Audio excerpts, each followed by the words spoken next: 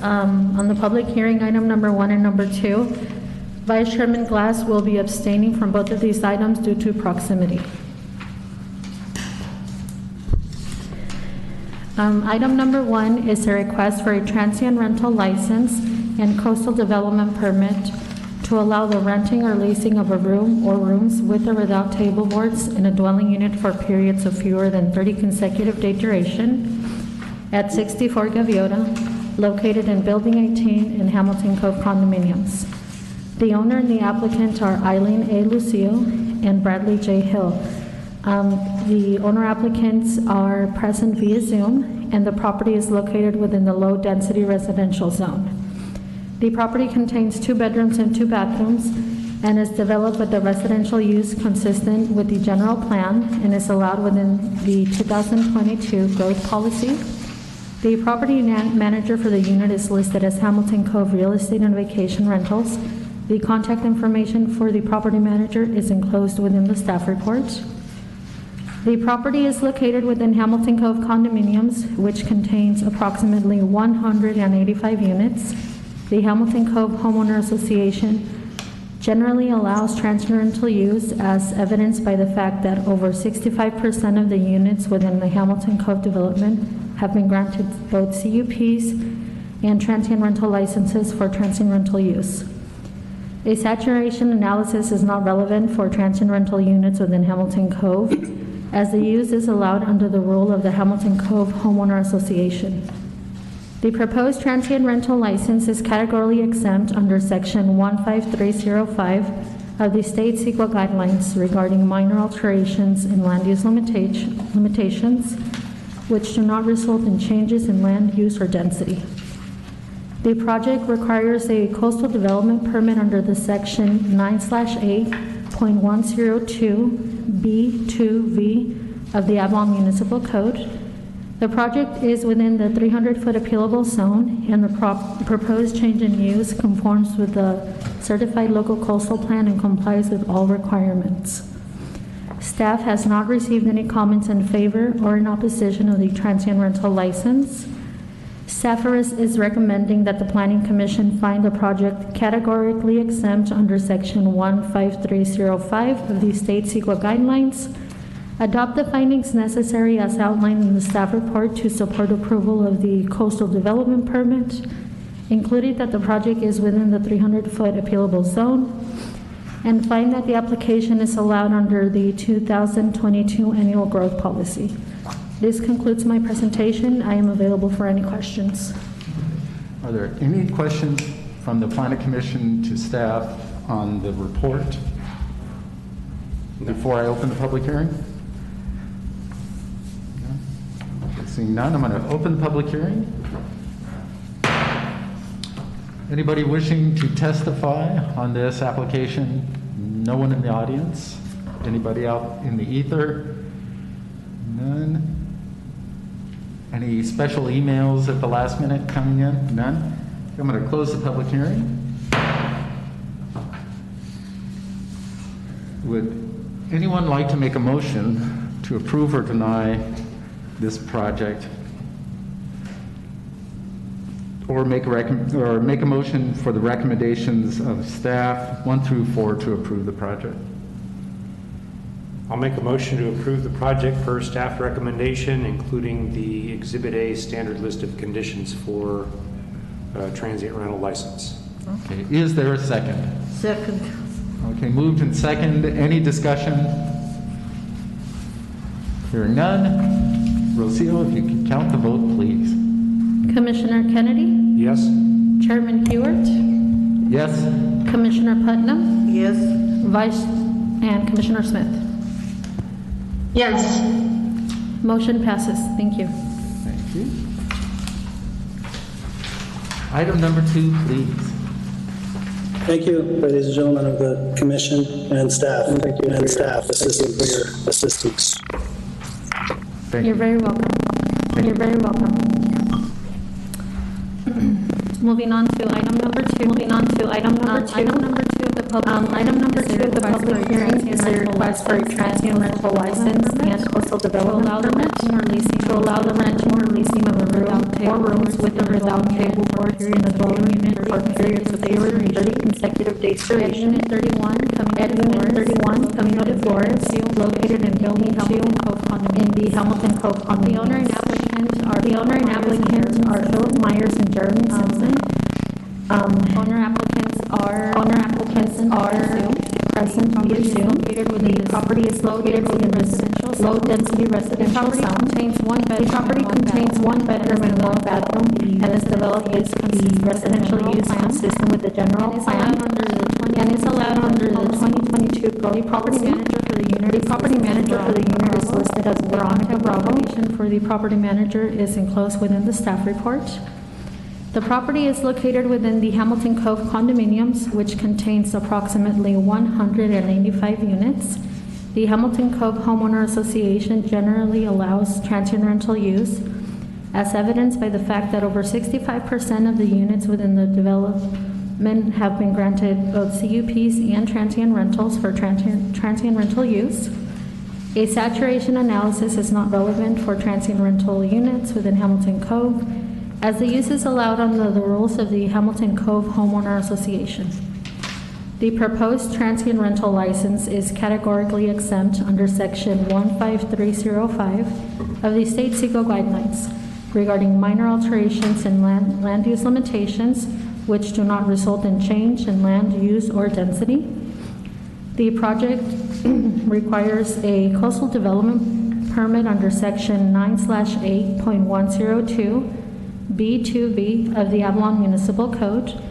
The project is within the 300-foot appealable zone, and the proposed change in use conforms to the certified local coastal plan and complies with all requirements. City staff has not received any comments in favor or in opposition of the transient rental license. Staff is recommending that the Planning Commission find the project categorically exempt under Section 15305 of the State CEQA guidelines, adopt the findings necessary as outlined in the staff report to support approval of the coastal development permit, including that the project is within the 300-foot appealable zone, and find that the application is allowed under the 2022 annual growth policy. This concludes my presentation. I am available for any questions. Thank you. Any questions? Okay, seeing none, I'm going to open the public hearing for this. Open the hearing. Anybody wishing to testify for or against? No one's in the audience. Anybody outside of the building? Seeing no one, I'm going to close the public hearing. Anybody wish to make a motion? Go ahead. I'll make a motion and with the findings of staff and with the standard list of conditions. Okay. It's been moved I'll second it. and seconded. Beat you to the punch. So moved and second to recommend approval with the standard conditions as laid out in the staff report by staff. Any discussion? No discussion. Rocio? Commissioner Kennedy, Yes? Chairman Hewart, Yes? Commissioner Putnam, Yes. Vice Chairman, Commissioner Smith. Yes. Thank you. Motion passes. Thank you. Item number 3. Thank you. Thank you.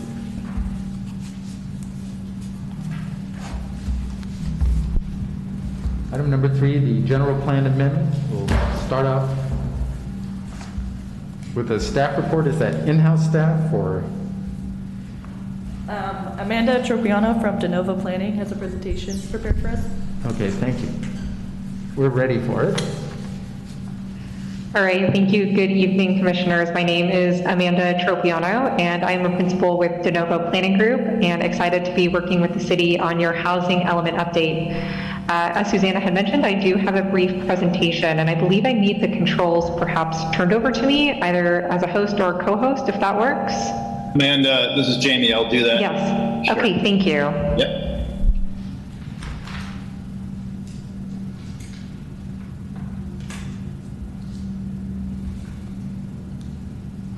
All right, so with that, I'll go ahead and share my screen, and I just have a brief presentation, and then am available to answer any questions you might have. So tonight, I am certainly here to discuss the City of Avalon's draft 2021 to 2029 housing development. So this process is a multi-month effort, and we are nearing. So the work began with understanding existing conditions, reviewing the existing plans and programs implemented by the city, preparing a draft housing element, and then ultimately facilitating a series of public hearings, both with the Planning Commission and with the City Council in February to ultimately review, approve, and receive certification of the city's draft housing element. So as a reminder of some of the past work that's been done over the last several months, the city hosted a community open house in person in early November to welcome the community to share any ideas they had on the future of housing in the city. A public review draft housing element was facilitated for a series of 30 days from early December to early January, as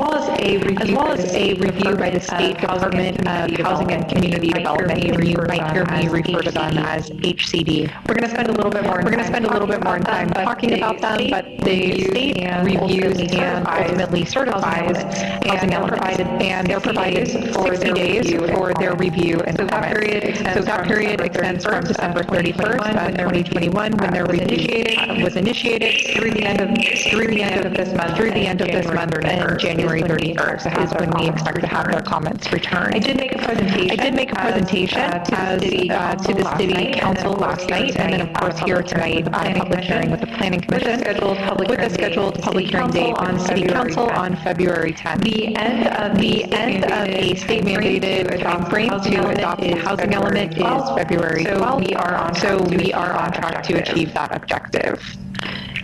Throughout the process, the city has looked for opportunities to engage the public in a safe and healthy way, primarily through digital media, but also in providing hard copies for education of the community, both in English and in Spanish, soliciting stakeholder input, facilitating an online survey, circulating the draft housing element for public review, and hosting that in-person workshop that was also streamed virtually.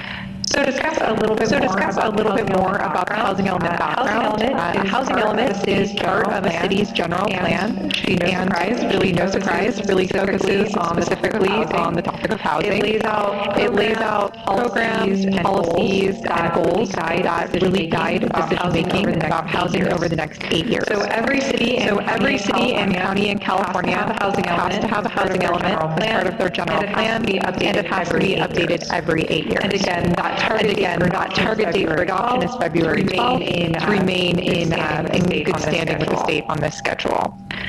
So the city is responsible through its housing element in demonstrating to the state that there is sufficient land available to accommodate the city's fair share of regional housing growth as determined by the state of California. So the state has declared a state of emergency in terms of housing availability. And through that process, the state has determined that there is a need 3.4 million new housing units to address current and future demand for housing in California.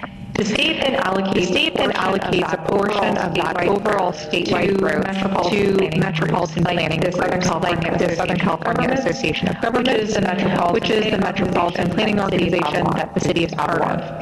So part of that statewide growth of 3.4 million units is sent down to SCAG. They received an allocation of about 1.3 million units. This is for an 8-year period between 2021 and 2029. And then SCAG uses kind of a robust methodology that looks at socioeconomic information, goods and services, home prices, to allocate its overall regional growth to each individual agency. So there's 190 something agencies in the Southern California Association of Governments group, and each of those agencies, including the city of Avalon, receives a share of that 1.3 million units.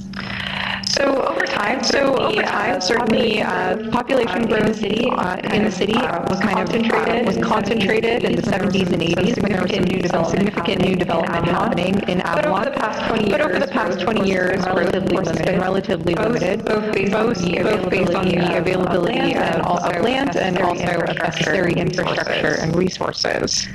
So the city's responsibility in the housing element is to receive its proportion of regional growth, and we call that your regional housing needs allocation from SCAG, from your regional agency.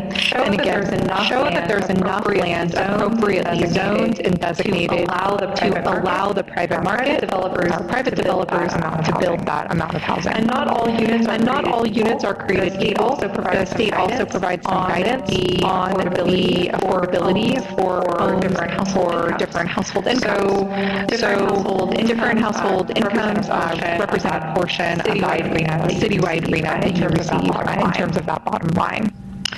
So the city's arena for the 2021 to 2029 planning period is 27 units. Half of those units are dedicated to households earning very low or low income. People earning 80% or less of the area median income. So in terms of the types of housing that are available to accommodate your needs, first and foremost, the city of Avalon does not build housing. The private market builds both market rate and affordable housing. What Avalon can do and what it's responsible for doing is setting the stage for development to build projects that are consistent with the city's general plan, including its housing element and your zoning ordinance. And different housing types serve people at different points in their life. So housing comes in lots of different shapes and scales, and at different points in one's life may be different types of housing. And communities that offer a variety of housing types can really help to address the needs of its residents and workers. Things like accessory dwelling units, duplexes, single-family homes, or even multi-family homes all play a part in helping to address those housing needs. And housing that is affordable to lower-income households can look exactly the same as housing that's affordable to market rate. So depending on the community's implementation of design standards or guidance, you can receive projects that are both affordable to lower-income households as well as in line with their community's expectations. So that brings us to kind of the nuts and bolts of the draft housing element that we're here to really talk about tonight. So the housing element itself is broken into two primary pieces. The first is called the housing plan. This is the first 30 or 40 pages or so of the document. This includes the city's goals and policies that guide decision-making about housing.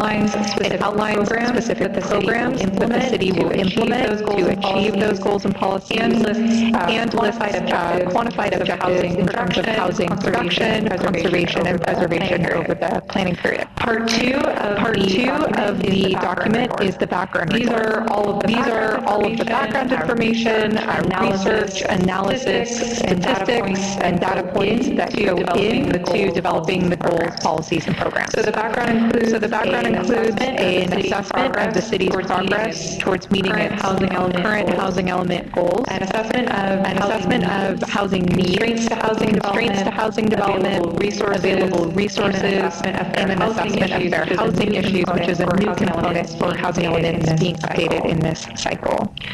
Two appendices support the housing element. The first is the site inventory, which is a parcel list of those sites identified to accommodate your arena. And the second is the summary of the public engagement. This lists the efforts of the city to engage all members of the community, as well as a detailed summary of the survey results conducted as part of the housing element update.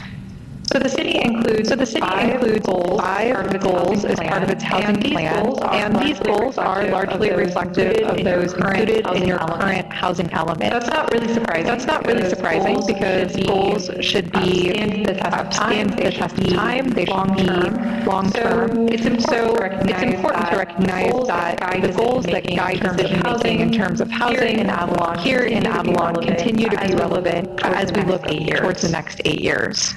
Where we did see some significant changes were in those programs to support implementation of the city's goals and programs. So there are 23 programs identified in the housing element, and they're organized into 5 topic areas. Conservation of your existing housing supply, assistance in the development of affordable housing, the provision of adequate sites available to develop housing, removing government constraints, and providing equal housing opportunities. 11 of these 23 programs are in your current housing element, so they've been modified and amended to really better reflect the plan for housing over the next 8 years. And then there are 12 new programs that have largely been added to comply with state law. So speaking specifically about the city's strategy to accommodate your RHNA of 27 units, we can look at two kind of buckets of opportunity. The first is your current progress towards meeting your RHNA. So we can look to any units that have been developed or approved or not under construction, but entitled for future development since July 1st of 2021. And then we deduct that from your overall RHNA to identify your remaining RHNA and describe how the city can accommodate it over the planning period. So there are two strategies that the city has proposed to accommodate its RHNA. The first is development of potential accessory dwelling units or junior accessory dwelling units, and then the remainder of the units are accommodated through Catalina Island properties that are already zoned for residential development. On the screen is a summary of that strategy. Of course, it's also included in your draft housing element, demonstrating that with these provisions, the city has the ability to accommodate its RHNA at all income categories, and in fact provides an overall surplus by income category as well. On the screen is just an illustration of the sites that are identified specifically to accommodate a portion of the city's RHNA. And then finally, just kind of a series of next steps.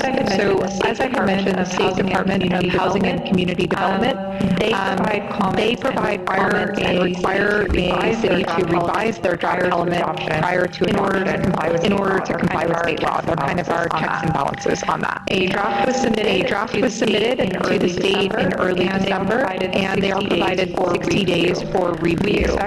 We expect their comments on or before January 31st. We're here tonight again at our first planning commission hearing, and then scheduling a hearing for the city council in early February. Should the city council adopt the housing element, it is then sent back to the state, and they review the revisions that we made to really make sure that we addressed all of the requirements, and then they provide certification that the housing element does comply with state housing law. So with that concludes my presentation. I'll go ahead and stop sharing my screen and happy to facilitate any questions that you may have on this project. Any questions? I have one. Is the lack of access to water taken into account in this housing element? Yes, the housing element is very clear about the challenges of water access facing development in the city. So absolutely, the city's been very transparent and very clear to the state in the challenges that it faces that are largely outside of your control. So yes, we are cognizant of that, and recognize that in the research and assumptions here. Thank you.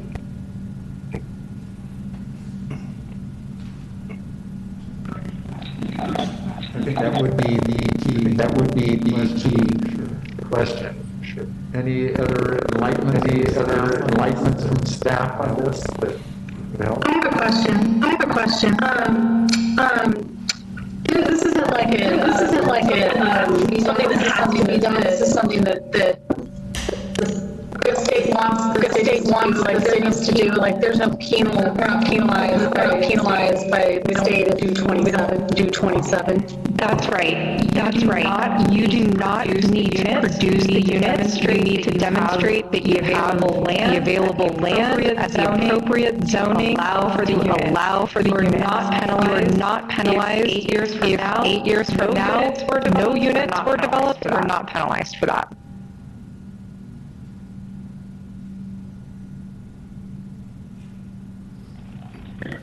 So to do this, this wouldn't make anyone move further on the water list or anything like that, because that's always our problem, correct?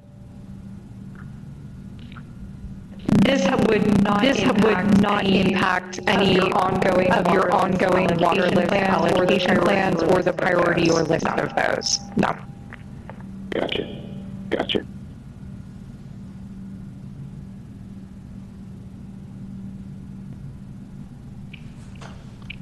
Okay. So what's our next step? Or what's the next step for the planning?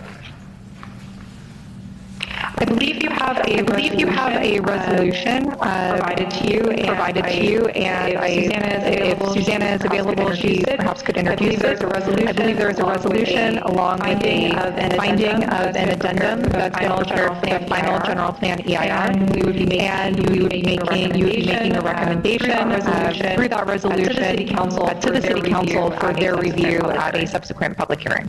In chair, this is Isaac. I want to agree what Amanda said. In terms of next steps, we want to ensure we open the public hearing and ensure if there's any testimony from individuals regarding the draft housing element that planning commission is being asked to recommend alongside, as Amanda mentioned, a addendum to our existing environmental impact report for our general plan, and also recommending that those findings along the draft housing element go up to the city council for consideration on the 10th. Okay. So before I open the public hearing, is there any more questions about the staff report or for staff or for the planning commission, from the planning commission? Okay. Seeing none, I'm going to open the public hearing. Any comments? Or have we received any comments or emails during this? Okay, We have seeing not none. received any. No one's We have seeing not none. received any. No one's in the audience. And Rocio and Suzanne also confirming we also, and just for the city, we also don't have anyone on the line that wishes to speak on this item. Is that correct? That is correct. We don't have anybody. That is correct. We don't have anybody else. Okay, thank you. Okay, thank So you. I'm going to close the public hearing. And staff recommendation in the staff report has us make two findings. So we have if there's no general discussion before, someone can make a motion to find a project and exempt further environmental compliance with CEQA guidelines 15, 16, and the planning commission resolution number 2203, recommending that the city council adopt general plan GPA 2101, the housing element. Do I hear a motion? I will so move. Okay, do I hear a second? Moved and second. Second. Okay, seconded twice. Any discussion before we vote on the motion? Hearing none? Rocio? Commissioner Kennedy? Yes. Chairman Heward? Yes? Commissioner Putnam? Yes. Vice Chairman Glass? Yes. And Commissioner Smith? Yes. Motion passes. Thank you. Thank you very much.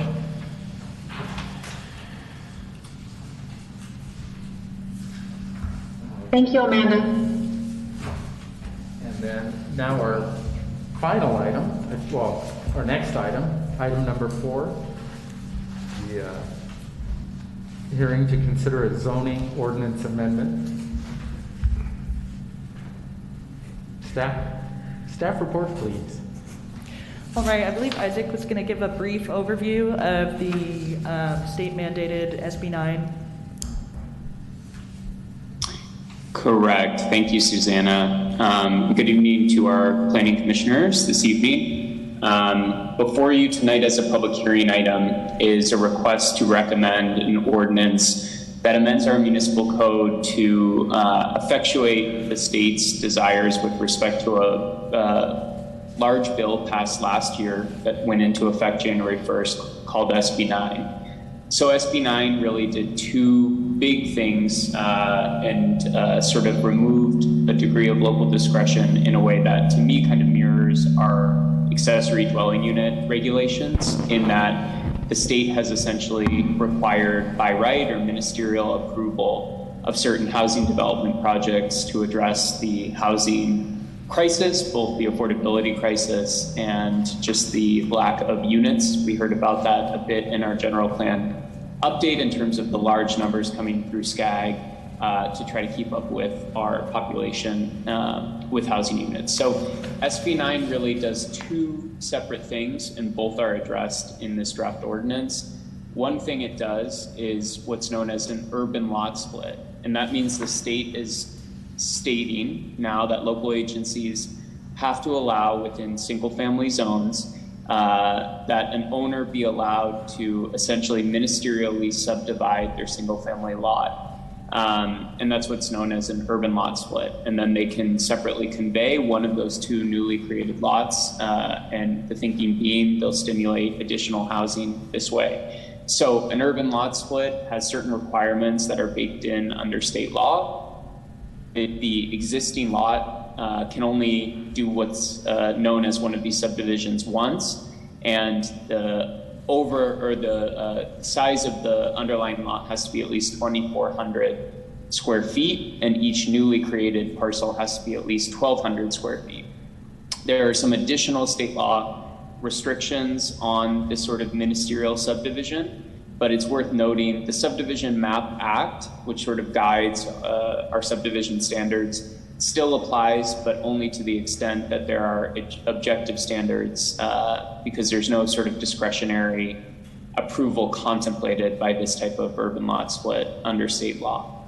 The second item that's effectuated by SB 9 is the ability for a single-family home owner to utilize a two-unit project on a single-family lot. So that means similar to an urban lot split where they can subdivide into two separately conveyable parcels, a single-family homeowner can create two units on their existing lot, meaning if there's a primary dwelling on the structure, they can create, subject to some state standards that are within the draft ordinance, they can construct a second unit on that project site without needing necessarily a discretionary entitlement in order to do it, provided it applies with objective standards that are set out by state law, again, similar to our ADU laws, and subject to pretty minor stopgap measures in terms of what's permitted and what's not. So what is before you as this public hearing is an ordinance that sort of takes those state law requirements and makes them applicable to our city. And since a single-family zone isn't expressly defined under state law, to effectuate that state law, our most applicable zone is the low-density residential and low-intensity recreational zone. So these standards would go into effect specific to that zoning designation, that sort of low-density zoning designation. And we've incorporated between Planning's office and with assistance from the City Attorney's office, those applicable state standards, and also in the rare instances where there's some degree of local discretion that's permitted, there's some of that within this draft ordinance as well. So for instance, state law doesn't require certain architectural standards so long as they are objective, but that's an instance where we're requiring, similar to sort of what we did with our ADU ordinance, that if there's an existing primary dwelling and a applicant wants to build a second unit, that there's some consistency between those dwelling units. We've added reference to the need for direct connections from service providers, understanding obviously that is something that's applicable to the city, and otherwise just try to effectuate how to take this big, bold state law and make it applicable to our agency. So that's kind of a big picture overview of the two things the ordinance does. And Susanna has been our point of contact in the planning department to sort of work through making this applicable to the Avalon municipal code. Awesome, thanks, Isaac. If you guys So, have any Isaac, questions for.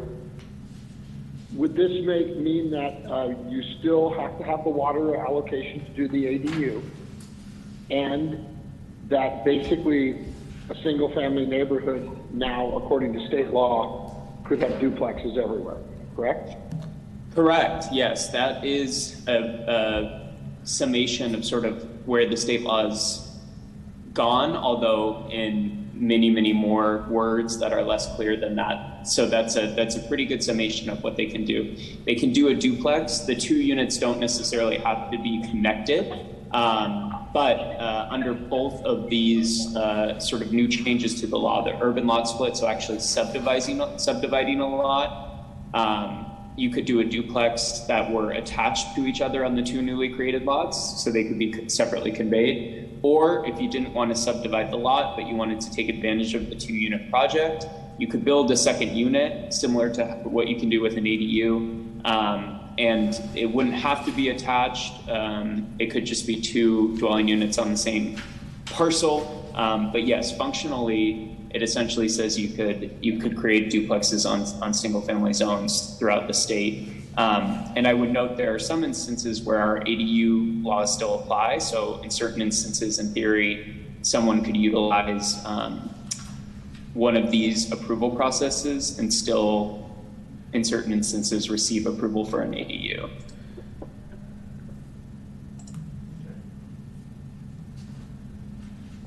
It's a big change, big change.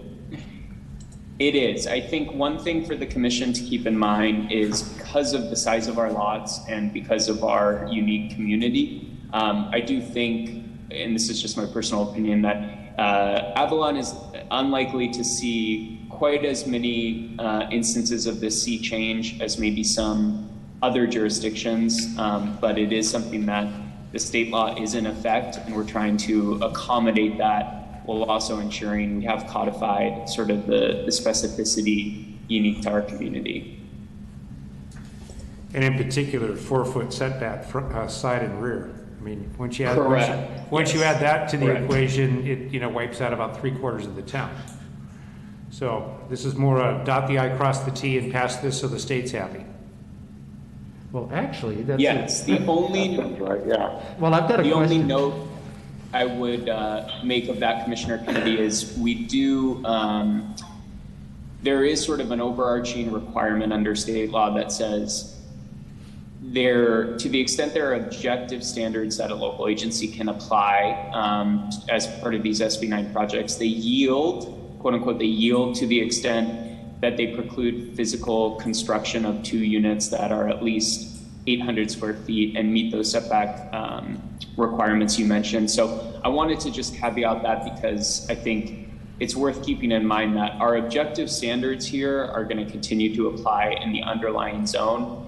But there are carve-outs under state law that say, the extent to which those objective standards that are on the books make it physically impossible to take advantage of these laws, they have to yield to the extent that someone could construct 2 800 square feet units. Yeah, and I think our low density zone has a 10-foot setback. So this would cut it from 10 to 4 right now. Just how many homes have Yeah, but you can only any do, setback or any yards? but Yeah. you can only build 800 square feet, Yeah. larger. Okay. Any other questions or concerns?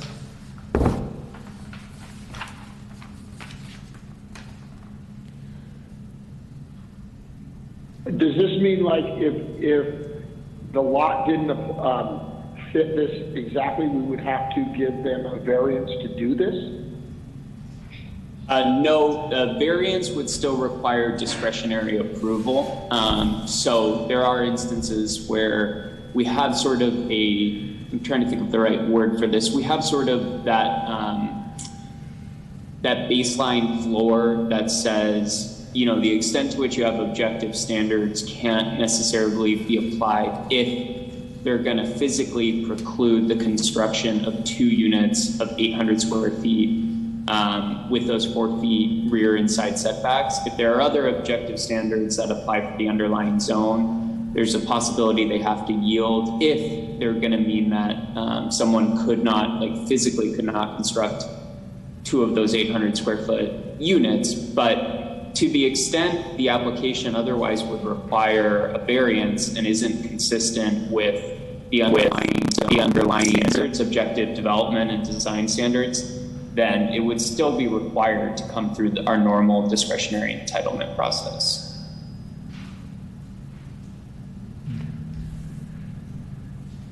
Okay, anything else before we open the public hearing?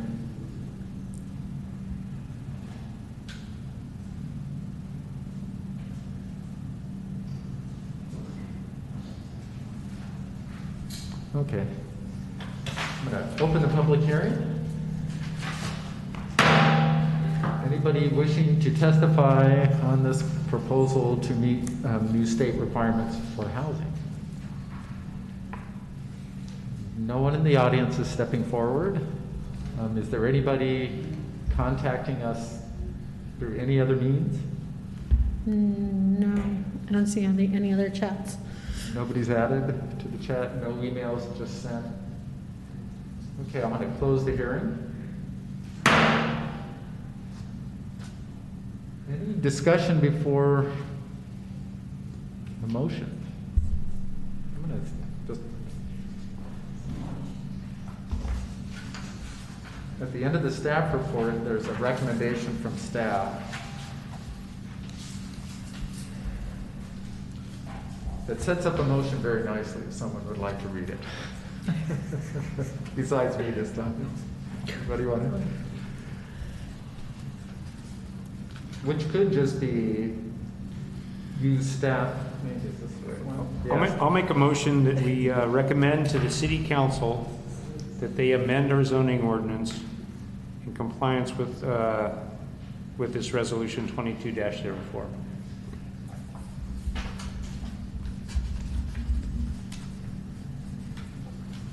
I'd second it. Okay, it's been moved and seconded. Any discussion? Okay, hearing none. Will you please have a vote count? We'll see it. Commissioner Kennedy? Yes. Chairman Hewart? Yes? Commissioner Putnam? Yes. Vice Chairman Glass? Yes. And Commissioner Smith? Yes. Motion passes. Thank you. Thank you.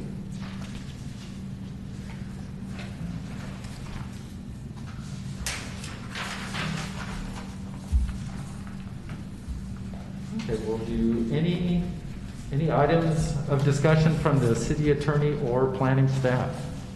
None. None from staff. Isaac, anything? I don't believe so. I think we had an excellent presentation from our consultant on the housing element, and they've really done a lot of good work. And it sounds like the results conveyed to the council last night of the study session were also strong. So our office will work with the planning department to ensure they have a notice public hearing so the city council can consider that housing element on the schedule that was provided on February 10th. And other than that, no comments from me. Okay, thank you. Any comments from the commissioners? Thank you, Bart, for joining us from Idaho. All right. No problem, guys. Sorry I couldn't be there last meeting. I had the bug, and this one we just happened to be traveling, but I was glad I could participate. Well, good. I'm glad you were able to. Thank you. And thank you, Kathy, for joining us too, remotely. Absolutely. There you are. I kept your seat warm. Yeah. Okay, that's it for commission business.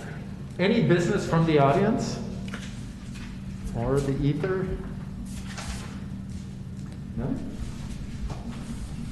Okay, meeting's adjourned. Good night, Tony. Good night, Tony. Good night, Tony. Good night, Tony. See you guys.